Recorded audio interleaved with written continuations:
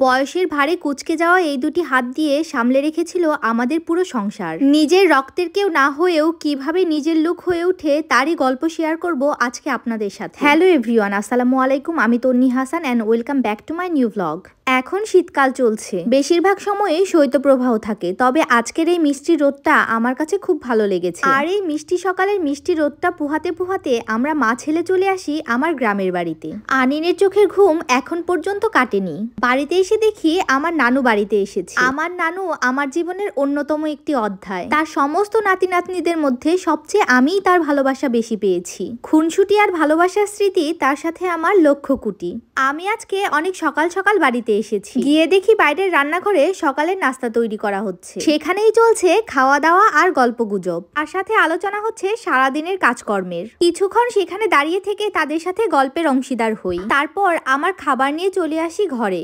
সকালের নাস্তা শেষ করে আমার ভাবির হাতের তৈরি এক কাপ গরম গরম চা আমি বেশ আয়েশ করে রোদে দাঁড়িয়ে চা খাচ্ছিলাম। ঠিক সেই মুহূর্তে আমাদের বাড়িতে কিছু লোকজন আসে। আমি মূলত এসেছিলাম আজকে একটি দিনের জন্যই। সকালে এসেছি আর সন্ধ্যায় চলে যাব। হুট করে তাদের সাথে দেখা হয়ে যাবে সেটা আমি ভাবতেও পারিনি। এতক্ষণে নিশ্চয়ই আপনাদের মনে প্রশ্ন জেগেছে এরা কারা। এই যে হাতটা আমি ধরে রেখেছি, সেই হাতটা দিয়ে আমাদের এই সংসারটাকে সে সারা জীবন আগলে রেখেছে। ছোট থেকেই তাকে আমি দাদু বলে ডাকি। সে যে আমার নিজের দাদু না সেটা আমি বুঝতে পেরেছি আমি অনেকটা বড় হওয়ার পরে। তিনি ছিলেন আমার দাদির হেল্পিং হ্যান্ড, আর তখন থেকেই আমাদের বাড়িতে তার যাতায়াত শুরু। বেশ কিছুদিন হলো তিনি খুব অসুস্থ। তিনি এখন তার দুই চোখেই কিছু দেখতে পায় না। তবে তিনি যখন সুস্থ ছিলেন তাকে নিয়ে একটি বিস্তারিত ভ্লগ আমার পেজে আপলোড করা আছে। চাইলে আপনারা আমার পেজ থেকে সেই ভ্লগটি দেখে আসতে পারেন। সুস্থ থাকা অবস্থায় তিনি প্রায় প্রতিদিনই আমাদের বাড়িতে আসতেন। হুট করে অনেকদিন আমাদের বাসায় না আসায় আমরা খোঁজ খবর নিয়ে জানতে পারি বেশ কয়েকদিন হলো তিনি একেবারেই চোখে দেখতে পান না। ঘরবন্দি হয়ে পড়ে আছে এই মানুষটা। খবরটা শোনা মাত্রই আমরা দৌড়ে চলে যাই তার বাড়িতে। তারপর তাকে নিয়ে আমরা জামালপুর ইসলামিয়া চক্ষু হাসপাতালে যাই। ডাক্তার আমাদের জানায় তার চোখে এখন একটা অপারেশন প্রয়োজন। তবে সেটা করেও যে খুব বেশি একটা লাভ হবে সেই আশ্বাস ডাক্তার আমাদের দিতে পারেনি। তাই তার ফ্যামিলি সদস্যরা ডিসিশন নেয় যেহেতু সেও খুব ভয় পায় তাই এই অপারেশনটা তাকে আর করানো হবে না। দু চোখে দেখতে পায় না ঠিকই, তবে আমাদের মায়া সে ছাড়তে পারেনি। আমার মায়ের হাতের তৈরি চারুটি তার খুবই পছন্দ। একটা সময় এটা খাওয়ার জন্যই সে এত দূর থেকে ছুটে ছুটে আসতো আমাদের বাড়িতে। তবে এখন আর ইচ্ছা করলেই আমাদের বাড়িতে সে নিজে নিজে আসতে পারে না। অনেকদিন পর মেয়ে নাতনির হাতে পায়ে ধরে এসেছেন আমাদের বাড়িতে, আর সেই সব গল্পই উঠানে বসে বসে আমাদের সাথে করছিল। চোখে দেখতে পায় না বলে আমার মা নিজের হাতে তুলে তাকে চারুটি খাইয়ে দিচ্ছিল। সে যতক্ষণ আমাদের বাসায় ছিল আমি তার পাশ থেকে একটা মুহূর্তের জন্যও সরিনি। কেন জানি তাকে যত দেখছিলাম আমার ভিতরে তত বেশি মায়া কাজ করছিল। দাদু এসেছে শুনে আমার বাবা আসে তার সাথে দেখা করার জন্য।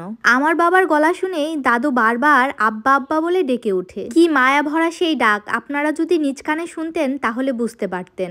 আমি আমার বাসার হেল্পিং হ্যান্ডের একটা ভিডিও আপলোড করেছিলাম, আর সেখানে অধিকাংশ মানুষই আমাকে ভালো ভালো কমেন্ট করেছিলেন। তবে কিছু কিছু মানুষ বলেছিলেন ভিউ আর টাকা কামানোর জন্য নাকি আমি তাকে নিয়ে ভিডিও আপলোড করেছিলাম। সেই সব মানুষের উদ্দেশ্যে বলছি, যেই সব মানুষগুলো নিজের সংসার ফেলে সারাটা দিন অন্যের সংসার সাজিয়ে দেয় তারা আমাদের পরিবারেরই একটি অংশ। আর এই শিক্ষাটা আমি আমার বাবা মার কাছ থেকে পেয়েছি। নিশ্চয়ই আমার আজকের এই ভ্লগটি দেখে সেটা আপনারা বুঝতে পারবেন। এরপর আমার বাবা বসে তার সাথে অনেকক্ষণ কথা বলে। আমার বাবা যখন উঠে চলে যাচ্ছিল তখন সে আমার বাবার হাত ধরে বারবার চুমু খাচ্ছিল। আমার দাদি মারা যায় অনেক বছর আগে, আর তখন থেকেই আমার বাবা ফুপুদের সে সন্তানের মতো দেখাশোনা করেছে। এরপর আমার ভাবি এসে তার হাত ধরে এবং জিজ্ঞেস করে দাদু বলেন তো আমি কে। দাদু এক নিমিষেই বলে দেয় এটা আমার ভাবি। তার এই হাতটা দেখে আমার বারবার মনে হচ্ছিল তিনি যেন একটা ভরসার হাত খুঁজছিলেন। তার দুই চোখের এই অপলক চাহনিও যেন সেই জিনিসটাই বলে দিচ্ছিল। এরপর সবাই উঠোনে বসে অনেকক্ষণ গল্প করে। আমার মা যখন বিয়ে হয়ে এই বাড়িতে এসেছিল তখন নাকি আমার নানু দাদুর হাতে আমার মাকে উঠিয়ে দিয়েছিল। বলেছিল আজ থেকে আমার মাকে মেয়ের মতো করে দেখতে। সেই থেকেই আমার মায়ের মায়ায় পড়ে যায় দাদু, যে মায়া সে এখনো কাটিয়ে উঠতে পারেনি। আমার মাকে দেখার জন্য সে নাকি বাড়িঘর এক করে ফেলেছে। বাধ্য হয়ে তার মেয়ে আর নাতনি নিয়ে এসেছে আমাদের বাড়িতে। দাদুর মেয়েরা তাকে বলেছিল তুমি তো চোখেই দেখো না, তাহলে তন্নির মাকে তুমি দেখবে কি করে। তখন নাকি দাদু বলেছিল আমি হাত দিয়ে ছুঁয়েই তাকে দেখব।